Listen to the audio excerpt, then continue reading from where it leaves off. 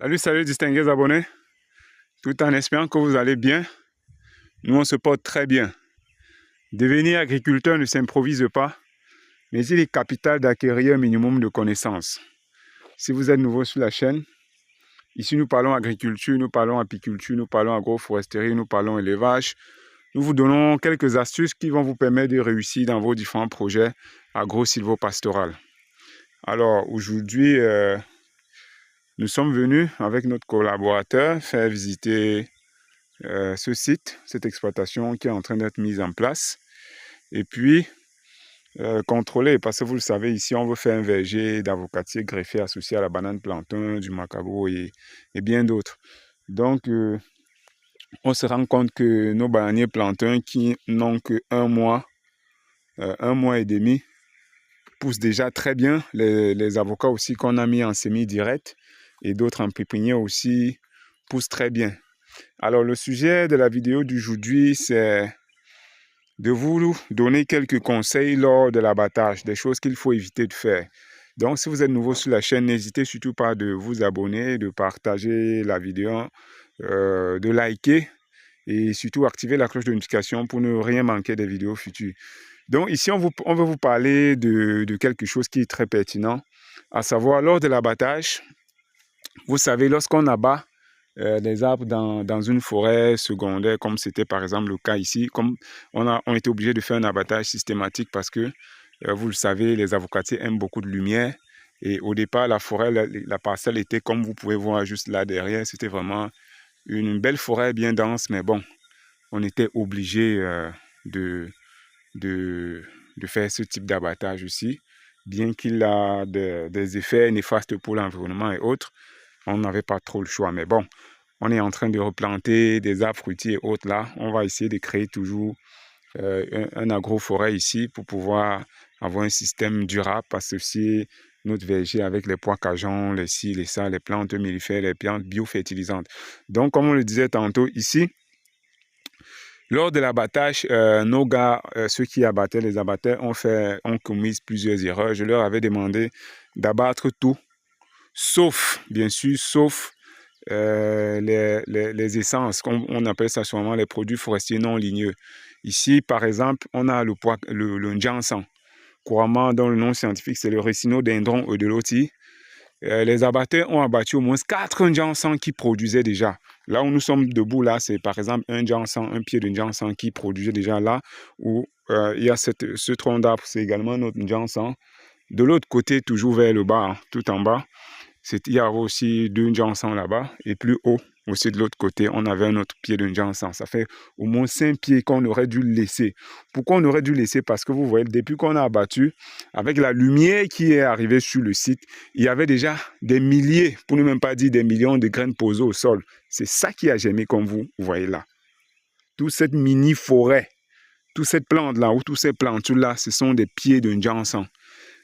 Voilà une perte énorme, une richesse énorme. Vous savez à quel point le Njansan coûte cher sur nos marchés. Bien évidemment, il sert pour la préparation de plusieurs soupes, de plusieurs sauces et bien d'autres. Donc voilà, depuis la limite du fond là jusqu'à présent, ce n'est que du Njansan qu'on observe. Donc, mes chers amis, c'est pour vous dire à quel point on a perdu beaucoup ici. Lorsque vous faites l'abattage de vos exploitations, cherchez un abatteur qui s'y connaît en essence forestier pour qu'il puisse éviter d'abattre les Njansan, les baobabs, les moabis et bien d'autres. Toutes ces espèces-là qui ont plusieurs usages. On les appelle dans le langage forestier produits forestiers non ligneux parce qu'on utilise autre que le bois, on utilise l'écorce, on utilise les graines, on utilise les fruits, on utilise les feuilles et bien d'autres. Vous regardez comment on a perdu beaucoup de Njansan ici.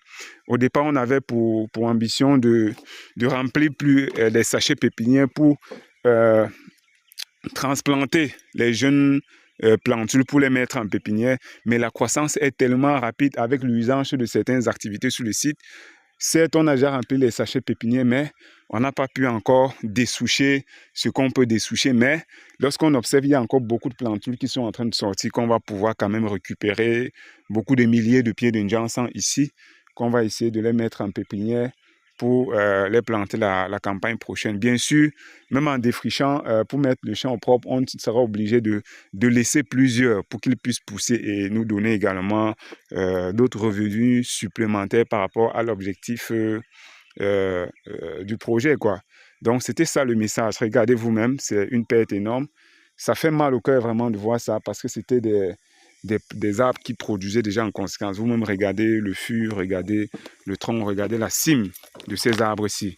C'est énorme. Donc, quand vous voulez abattre, contactez des abatteurs qui s'y connaissent en essence forestière pour qu'ils puissent éviter de faire ce type de carnage. Au moins, on nous a laissé l'encens, celui-ci, près de cette ruche.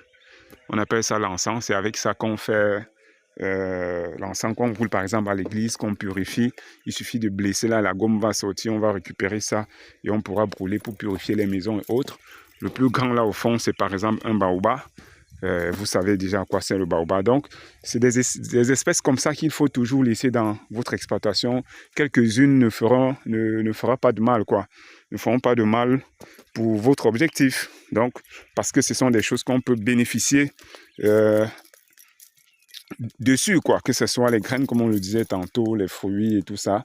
Ça a aussi des fortes valeurs économiques. Donc, voilà un peu, c'était ça l'objectif de la vidéo d'aujourd'hui. Évitez d'abattre des produits forestiers non ligneux lorsque vous faites l'abattage de vos projets. Alors, si la vidéo vous a intéressé, vous pouvez commenter, vous pouvez surtout partager pour sensibiliser davantage afin que dans des projets agricoles, qu'on puisse valoriser au maximum la ressource disponible. On est dans un contexte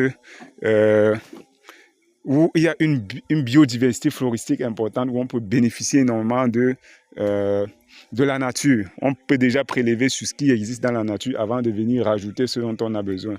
Donc, c'était ça l'objet de la vidéo. On se dit, abonnez-vous. À très bientôt pour une nouvelle vidéo et un nouveau partage.